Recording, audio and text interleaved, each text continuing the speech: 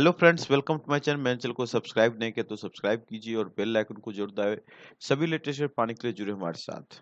आइए आज हम बात करने जा रहे हैं एसएससी-एमटीएस 2021 से रिलेटेड कुछ इश्यूज की, और इसमें बात थोड़ी और करेंगे रोजगार मेले के बारे में भी, कैसे क्या है। तो सबसे पहले तो वही बात हो गई कि अभी भी अ, गुपचुप तरीके से या जैसे भी कहिए एनआर में एलोकेशन नहीं हुआ है। स्टिल जब ये वीडियो हम रिकॉर्ड कर रहे हैं तो आपको हम दिखा देते हैं उसके वेबसाइट से कुछ अपडेट नहीं हुआ है। 4 तारीख का एक अपडेट है मात्र उसमें, और वहां भी कुछ नहीं है। 3 तारीख में भी कुछ नहीं है। कोई अपडेट अभी तक नहीं है इसके रिगार्डिंग। लेकिन लगातार जो है कि ऐसा लग रहा है कि वहां से एसएससी के एनआर रीजन से जो सेलेक्टेड कैंडिडेट्स हैं उनके डोजियर्स को, उनके नॉमिनेशन को कंप्लीट करके उनके कंसर्न ऑफिस या कंसर्न डिपार्टमेंट में, कंसर्न मिनिस्ट्री में भेजा जा रहा है। और इस बात की सूचना सिर्फ उन्हें ही हो रही है जिन लोगों के पास उसका रिगार्डिंग में आपका आ रहा है। ज्वाइनिंग लेटर कहिए या अपॉइंटमेंट लेटर कहिए, जो डीवी के रिगार्डिंग जो भी अपडेट्स है वो आ रहा है। इसके अलावा किसी को कुछ नहीं पता है कि किनको क्या मिला, किनको नहीं मिला। और सवाल है कि अगर जब तक ये सार्वजनिक नहीं करेंगे तो लोगों को पता भी कैसे चला, या क्या आधार था, क्राइटेरिया क्या इन्होंने फुलफिल किया या नहीं किया, या ये लोकेशन की लिस्ट क्या वेबसाइट पर आएगी ही नहीं, सीधे सीधे लोगों तक पहुंच जाएगी। तो अपने आप में थोड़ा सवाल है। लेकिन अब वैसा है तो वेट तो करना पड़ेगा, हो ना हो कहीं एक बार वो नॉमिनेशन लिस्ट ही जारी हो जाए। कुछ नहीं कहा जा सकता है। लेकिन बिना कुछ जारी किए और लोगों तक जो है कि डॉक्यूमेंट्स जो पहुंच रहे हैं, तो वो एक अलग मुद्दा है। अभी नॉर्दर्न रीजन मिनिस्ट्री से मिनिस्ट्री ऑफ माइंस हो गया, मिनिस्ट्री ऑफ पावर्स हो गया, ministry of housing urban affairs, ये सब मिनिस्ट्री में 4-5 है जिसको हमने अपने ही चैनल की वीडियो में आपको दिखाया होगा और आपने देखा भी होगा। इन सभी डिपार्टमेंट्स के लगभग आ गए हैं। और आपको पता है दिल्ली नॉर्दर्न रीजन यानी दिल्ली रीजन में 3 स्टेट्स आते हैं, राजस्थान, एक है आपका उत्तराखंड और एक है दिल्ली, 3 स्टेट। और उसमें हमने उत्तराखंड का भी दिखाया था, मसूरी का, जिसमें कि आपको ये क्या बोलते हैं, लवासना जो है उससे जो है कि ज्वाइनिंग की डीवी के रिगार्डिंग भी कुछ अपडेट्स आई थी। लवासना के बारे में आपको पता ही है, पूरे भारत का जो सबसे बड़ा सरकारी मतलब नौकरी है, आईएएस यूपीएससी, जहाँ से लोग आईएएस तैयार होते हैं, उनकी ट्रेनिंग सेंटर होती है। और तमाम तरह के वहाँ पर जो है इंस्टीट्यूट पर जो है कि गतिविधि होती है। तो वहां से जो है कि कुछ लोगों का जो है कि लवासना से आया था एमटीएस में। और वो कुछ लोग हमारे कमेंट्स में ही बताए थे कि हम लोग का भी आया है। तो हमने उनको बोला भी चलिए, लवासना अच्छी जगह है, बहुत अच्छा सब चीज, स्कोप अच्छा है, डिपार्टमेंट भी अच्छा है। तो आप लोग कभी जाइए तो वहाँ के बारे में हमें भी बताइए, सूचित कीजिए कैसा रहा आपका अनुभव, कैसा क्या रहा। और कुछ लोग अगर बात करना चाहते हैं अपने सभी डिटेल्स के बारे में, तो वो भी किसी वीडियो में आके अपने अनुभव को शेयर कर सकते हैं। उसके लिए भी हम सोच रहे हैं आने वाले दिन में आप लोगों के जो है कि जो एक्सपीरियंस है, एग्जाम एक्सपीरियंस, उसको भी रिकॉर्ड किया जाए। तो खैर वो बात की बात है। तो ये सारी चीज होने के बाद भी जो है कि कुछ पता नहीं चल रहा है कि एक्चुअल में होना क्या है, नहीं होना है। इसी बीच रोजगार मेले की भी कुछ अपडेट्स आ चुकी हैं। जी हाँ, हम आपको दिखा देते हैं। ये देखिए, पीटीआई की खबर है, बिल्कुल ऑथेंटिक ही रहती है, लगभग गलत नहीं रहती है। पीटीआई जो प्रेस ट्रस्ट ऑफ इंडिया, उन्होंने 1 मई को ही ये ट्वीट किया था। ये ट्वीट एक्चुअली 1 मई का ही है। और इसमें इन्होंने लिखा था, next edition of Rozgar Mela scheduled for May 16 across 22 states, PM Modi to virtually distribute appointment letters.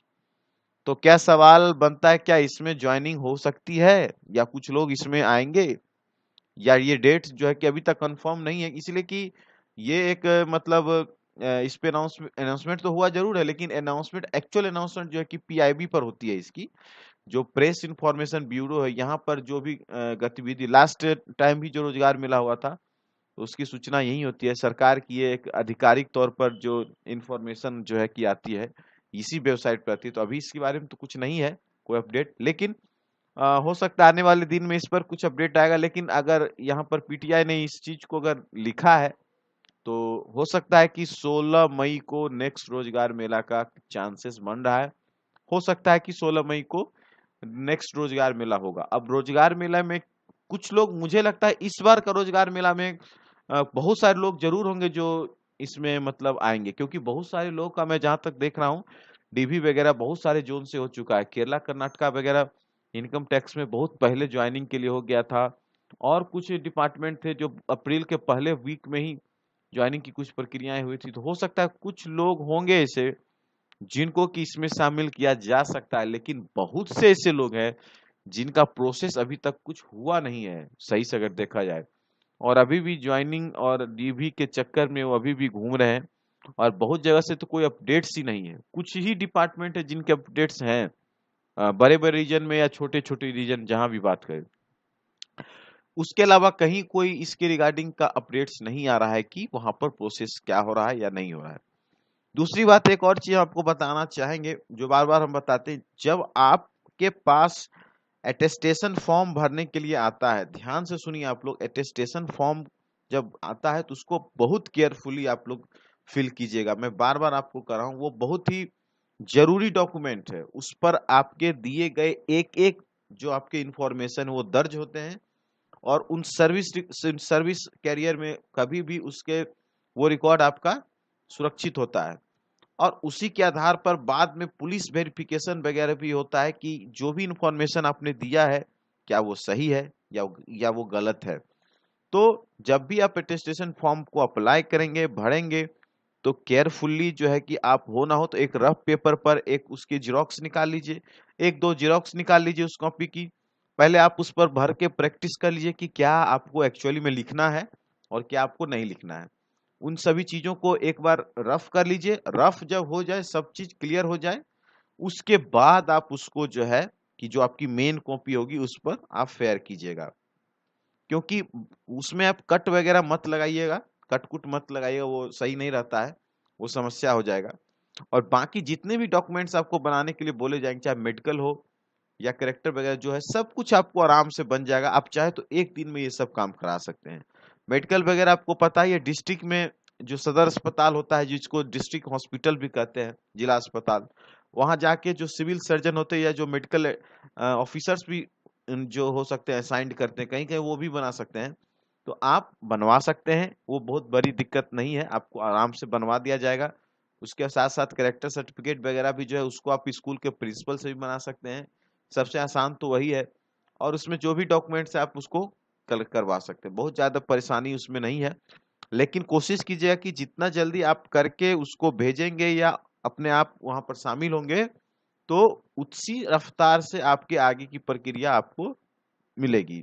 आपको लेट अगर ज्वाइनिंग लेट रहता है या डीवी लेट होता है या टेस्टिंग फॉर्म लेट भराया जाता है, तो ऑब्वियसली आपको फाइनल ज्वाइनिंग भी थोड़ी सी लेट होगी। तो कोशिश रहना चाहिए कि आपको जो है कि फटाफट प्रोसेस कीजिए। और जो लोगों का नहीं आया उनके भी बारे में बोलता हूं मैं बराबर, की मेल वगैरह फ्रिक्वेंट चेक करते रहिए, और अपने पोस्टमैन वगैरह जो हैं उनसे भी बात की, क्योंकि बाय पोस्ट भी आता है, मेल पर भी आता है, किसी भी मोड से आ सकता है।